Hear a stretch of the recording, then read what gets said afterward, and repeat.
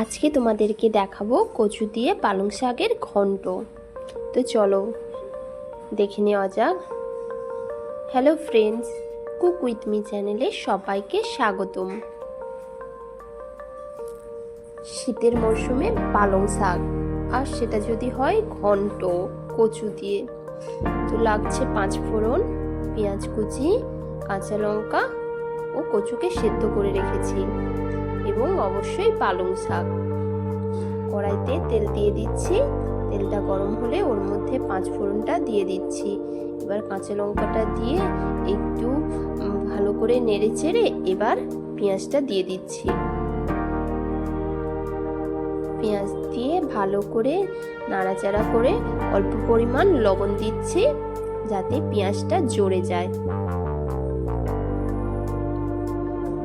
এইবার পালং শাকটা দিয়ে দেব।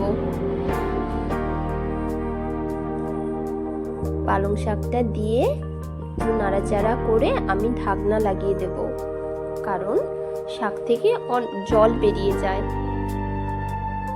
দেখুন বন্ধুরা, কতখানি জল বেরিয়ে গেছে। এখন করা শাক তো নরম, তাই আবার আমি ঢাকনা লাগিয়ে দিচ্ছি। তো এবার দেখছি যে অনেকটা জল শুকিয়ে গেছে। তো একটু নাড়াচাড়া করে নিচ্ছি, নিয়ে এবার আমি সেদ্ধ কচু দিয়ে দেব। কচুটা দিয়ে নাড়াচাড়া করে নিচ্ছি। এবার পরিমাণ মতো হলুদ দিয়ে দিচ্ছি, নিয়ে আবার ভালো করে এবার একটু কষে নেব।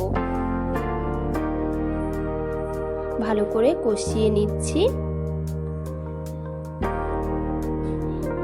এইবার অল্প পরিমাণে জল দিয়ে দিচ্ছি। এতে কিন্তু অল্প পরিমাণেই জল দিতে হবে, কারণ আমার কচু সেদ্ধ হয়ে আছে এবং পালং শাকও সেদ্ধ হয়ে গেছে। এবার পরিমাণ মতো লবণ দিয়ে দিচ্ছি। কচুগুলো সেদ্ধ হয়ে গেছে, এবার আমি কচুগুলোকে ঘেঁটে দিচ্ছি। এবার অল্প করে জল দিয়ে ভালো করে নাড়াচাড়া করে এবার উপর থেকে আমি একটু জিরার গুঁড়ো দিয়ে দিচ্ছি।